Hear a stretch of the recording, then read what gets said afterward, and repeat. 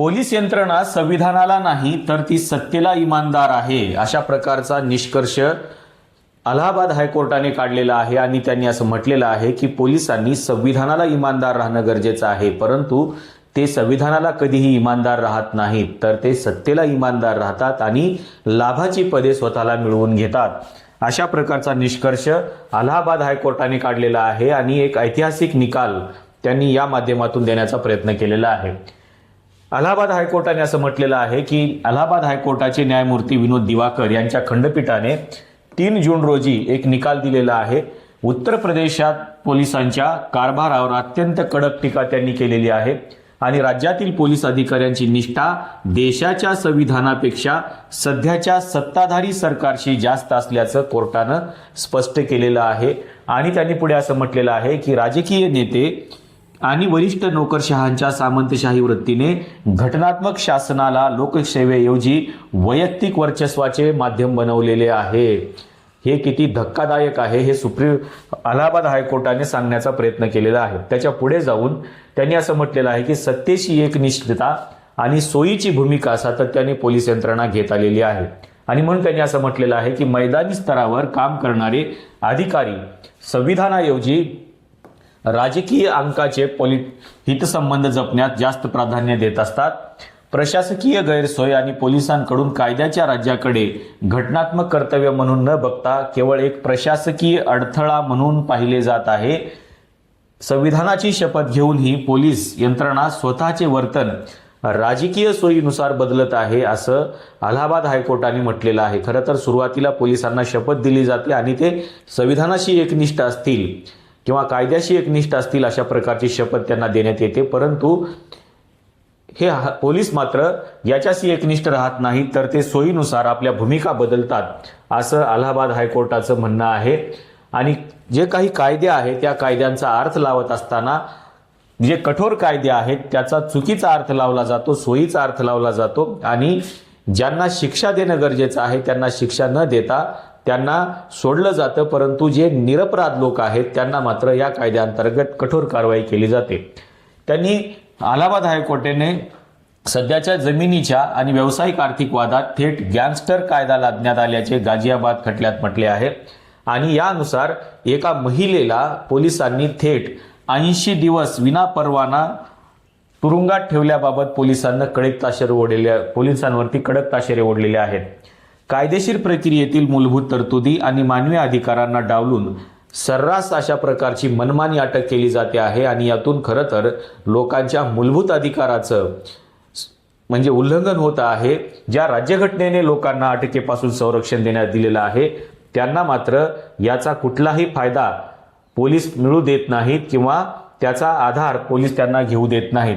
त्याच्या पुढे जाऊन पोलीस हे का करतात? कारण त्यांना त्यांची बदली एका चांगल्या ठिकाणी करायची असते आणि आपली पोस्टिंग देखील म्हणजे आपलं पद देखील त्यांना वाढवून घ्यायचं असतं, प्रमोशन देखील हवं असतं आणि म्हणून पोलीस काय करतात तर आपल्याला कुठेतरी अडगळीच्या ठिकाणी टाकण्यात येऊ नये, म्हणजे जे आदिवासी भाग आहे, गडचिरोली सारखा भाग आहे, अशा भागामध्ये आपल्याला टाकण्यात येऊ नये म्हणून तिथले पोलीस देखील काय करतात तर सोयीची भूमिका घेतात आणि पोलीस दलातील प्रशासकीय गुणवत्ता संपुष्टात आली असून राजकीय संरक्षणावर यंत्रणा उभी राहिली आहे, असं अलाहाबाद हायकोर्टानं म्हटलेलं आहे.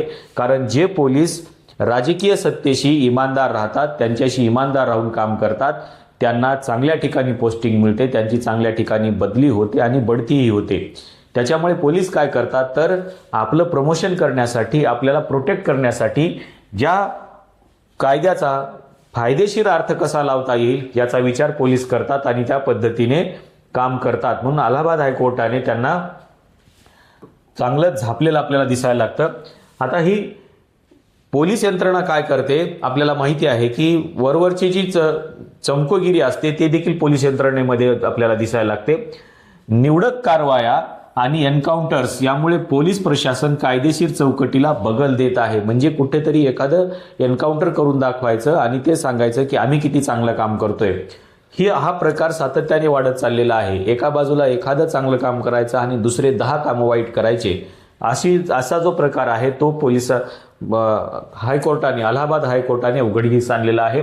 आणि न्यायालयाच्या आदेशाचे केवळ वरवर कागदोपत्री पालन केले जातं, प्रत्यक्षामध्ये मात्र न्यायालयाचे आदेश डावलले जातात असं देखील अलाहाबाद हायकोर्टाचं म्हणणं आहे. आणि त्यातला जो आदेशातला जो मुख्य गाभा आहे तोच बाद केला जातो असं त्यांचं म्हणणं आहे. कानपूरच्या बिकरू हत्याकांडातील म्हणजे विकास दुबे प्रकरणातील हलगर्जीपणा करणाऱ्या वरिष्ठ अधिकाऱ्याला केवळ सौम्य चेतावणी दिल्याची बाब कोर्टाने अधोरेखित केलेली आहे. म्हणजे कोर्टाने पोलिसांच्या ज्या सगळ्या गोष्टी आहेत त्या किती बारकाईने तपासलेल्या आहेत हे बघा. आणि त्यामुळे अलाहाबाद हायकोर्टाचे जे न्यायाधीश आहेत न्यायमूर्ती विनोद दिवाकर यांनी असं म्हटलेलं आहे की घटनात्मक प्रशासन हे कोणत्याही व्यक्तीच्या सोयीसाठी किंवा हितसंबंधासाठी वेठी धरता येणार नाही. राज्याची संपूर्ण यंत्रणा ही भारताच्या कायद्याला आणि संविधानाला उत्तरदायी असायला हवी. कोणत्याही सत्ताधारी राजकीय पक्षाला किंवा सरकारला ती उत्तरदायी नसावी. परंतु होतंय नेमकं काय, पोलीस यंत्रणा ही थेट कुठल्या तरी सत्ताधाऱ्याला उत्तरदायी असते आणि सत्ताधाऱ्याच्या बाजूने सातत्याने काम करताना दिसते. हे काही फक्त एका उत्तर प्रदेशाचं चित्र नाही आहे, तर हे आपल्या संपूर्ण भारताचं चित्र आहे. खरं तर पोलिसांचं काम हे आहे की भारतीय संविधानामध्ये जे काही मूलभूत अधिकार दिलेले आहेत त्या मूलभूत अधिकाराचं प्रोटेक्शन करणं हे खरं तर त्यांच्या हातामध्ये आहे. पण मूलभूत अधिकाराचं उल्लंघन करताना मात्र ते दिसतात. आणि न्यायालय ज्यावेळेस आदेश देतं त्यावेळेस त्या न्यायालयाच्या आदेशामधला जो मुख्य गाभा आहे तोच बाजूला केला जातो असं अलाहाबाद हायकोर्टाचं निरीक्षण आहे. एक महत्त्वाचं निरीक्षण त्यांनी नोंदवलेलं आहे. परंतु हे निरीक्षण फक्त उत्तर प्रदेश पुरतं मर्यादित नाही. आपल्या संपूर्ण देशभरामध्ये जिथे जिथे पोलीस यंत्रणा आपल्याला बघायला मिळते तिथे तिथे सगळ्या गोष्टी ह्याच पाहायला मिळतात. आणि त्याच्यामुळे याच्यावरती कुठे ना कुठे आपल्याला सरकारने कडक धोरण आखणं गरजेचं आहे. परंतु सरकारला जर त्याच्या सोयीची भूमिका व्हायची असेल तर आपल्याला माहिती आहे की त्यांच्या मतदारसंघामध्ये त्यांच्या जवळचे अधिकारी आणले जातात. मग तो कलेक्टर असेल, SP असेल, तहसीलदार असेल, इथपर्यंत काय नायब तहसीलदार देखील, म्हणजे त्यांचे जे जवळचे आहेत आणि त्यांच्यासाठी सोयीची भूमिका घेणारे लोक हे त्या आपापल्या मतदारसंघामध्ये हे लोक घेऊन येतात. आणि त्याच्यामुळं जे काही प्रशासकीय कारभार आहे तो प्रशासकीय कारभार जनतेच्या हिताचा न होता तो फक्त ह्या सत्ताधाऱ्यांच्या हिताचा होतो. आणि म्हणून ही सगळी जी यंत्रणा आहे ही यंत्रणा ही जनतेसाठी उभी केलेली यंत्रणा आहे. परंतु ही यंत्रणा जनतेसाठी काम न करता ही यंत्रणा काय करते तर ही सत्ताधाऱ्यांसाठी काम करते. आणि म्हणून आपल्याला पाहायला मिळतंय की अधिकारी हे सोयीची भूमिका घेतात आणि त्यांना म्हणजे जिथे आपल्याला जास्त माल मिळतो तिथे स्वतःची बदली करून घेण्याचा प्रयत्न करतात. आणि राजकीय सत्तेमध्ये असलेले म्हणजे सत्ताधारी असलेले जे लोक आहेत त्यांच्या बाजूने किंवा त्यांच्या हितासाठी ते काम करतात. ते कधीही विरोधी पक्षाच्या नेत्यासाठी देखील काम करत नाहीत. परंतु ते जर सत्ताधाऱ्यासोबत काम करू लागले तर त्यांना माहिती आहे की आपल्याला बक्षीस मिळणार आहे. आणि बक्षीस काय मिळणार आहे तर आपल्या सोयीच्या ठिकाणी आपल्याला पोस्टिंग मिळू शकते, आपल्याला बढती मिळू शकते. आणि त्यासाठी ही सगळी यंत्रणा काम करत असते. त्याच्यामुळं अलाहाबाद हायकोर्टानं असं म्हटलेलं आहे की तुम्ही सत्तेशी नाही किंवा सत्ताधाऱ्यांशी इमानदार राहायचं नाही आहे, तर तुम्हाला संविधानाची शपथ दिलेली आहे आणि तुम्ही कायद्याला इमानदार असलं पाहिजे, संविधानाला इमानदार असलं पाहिजे. पण तसं होत नाही तर ते थेट सत्तेला इमानदार राहत आहेत, संविधानाला इमानदार राहत नाहीत. आणि याच्यामुळं संविधानिक दृष्टिकोनातून लोकांना जो न्याय मिळायला पाहिजे तो न्याय मात्र लोकांच्या पदरामध्ये पडत नाही. लोकांना सातत्याने कुठे ना कुठे ह्या सगळ्या अन्यायाला सामोरे जावं लागत आहे. आणि म्हणून अलाहाबाद हायकोर्टाचं हे निरीक्षण हे फक्त एखाद्या उत्तर प्रदेशच्या पोलीस यंत्रणेशी निगडीत नाही आहे, तर ते संपूर्ण यंत्रणांनी याच्याकडे लक्ष देणं गरजेचं आहे. आणि पोलिसांनी संविधान आणि जे काही कायदे आहेत त्या कायद्याचा आधार घेऊन सातत्याने काम केलं पाहिजे, तरच इथे लोकांच्या मूलभूत अधिकाराचंही प्रोटेक्शन होऊ शकतं आणि एक कायद्याचं राज्य येऊ शकतं.